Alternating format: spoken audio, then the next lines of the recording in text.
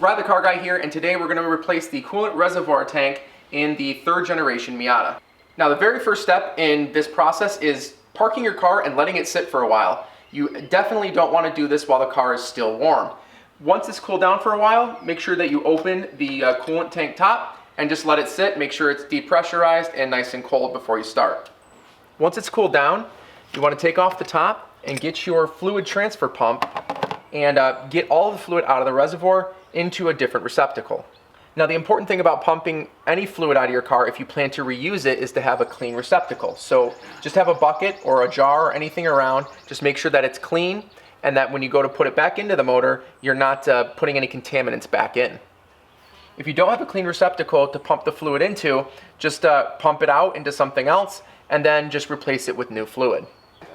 This is just a standard liquid transfer pump. I'll put a link in the description below where you can find one. Make sure you read the directions because it may not all be the same, but in this case, the top is the where the liquid's going to come in and the bottom is where the liquid's going to come out. So we're just going to take that hose, feed it into the tank, and then take our hose from the lower side, put that into our receptacle, and just start pumping. Now go slow and steady with this because if you pump too fast, it's just going to spray the fluid out. And also move this hose around inside of the tank to make sure you get as much fluid out as you can. So it'll become really obvious when you've run out of fluid to catch. Just take a look down and just see how dry it is. We've gotten all the way down to the bottom of the tank, so I'm comfortable that when we remove the hoses, we're not just going to get fluid everywhere. When you're done, just make sure you minimize spilling and just collect your items and set this all aside. So next we want to remove the hoses on the tank. So there is one in the bottom, but you have one here for your overflow, and then you have two here. So just remove your clamps on this, and then this is literally just bent over the tank, and it's gonna basically for overpressurization overflow. But we're gonna transfer that to the new tank, and then we're just gonna remove these two. Once those are removed, we need to take off 3 nuts, and then the whole tank should lift off, and then we can remove the big hose in the bottom.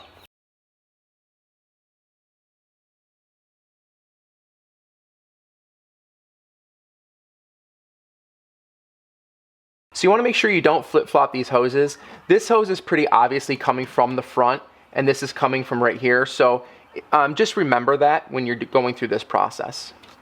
Now we're going to remove these 3 nuts, and then once they're removed, this whole tank should flip up. You don't have to worry about supporting the tank when you remove these because these are actually just on studs. So everything will sit in place. Even though it's loose, you don't have to worry about it. Now I went ahead and tied back these 2 hoses, mostly because I just want them out of the way and there is going to be fluid in them. So to avoid getting it on the inside of the engine bay, we just tied them back. Now that these nuts are off, we're just going to remove these from the studs.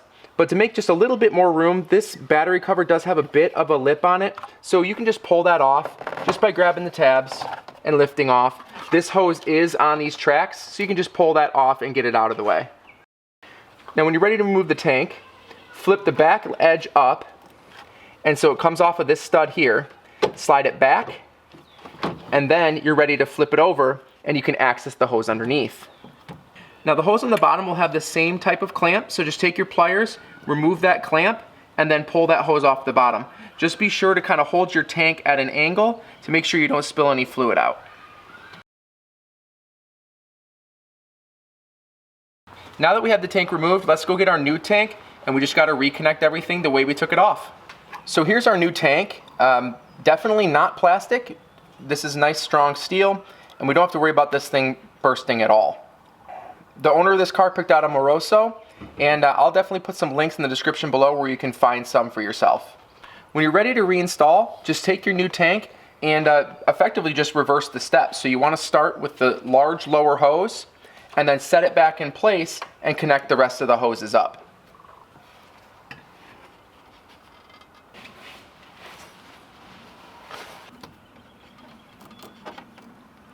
We now have the lower hose on the tank, and this took some doing. The flange on this particular tank was a little bit wider than the plastic one, and of course, since it's not plastic, there's no give. So we just had to get some soapy water, kind of lube that up, clean it up to get that hose clamp back on. But now that it's on, we're going to set it back in place and connect the rest of the hoses.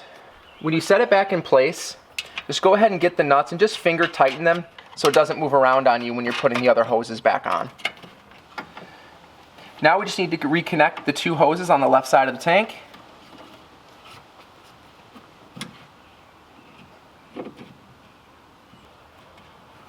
From this point, we're just going to tighten these nuts back down on the studs, and then we're going to go get our fluid that we retained and fill it back up. Just put a rag around just in case something goes wrong, and then we'll just pour this back in.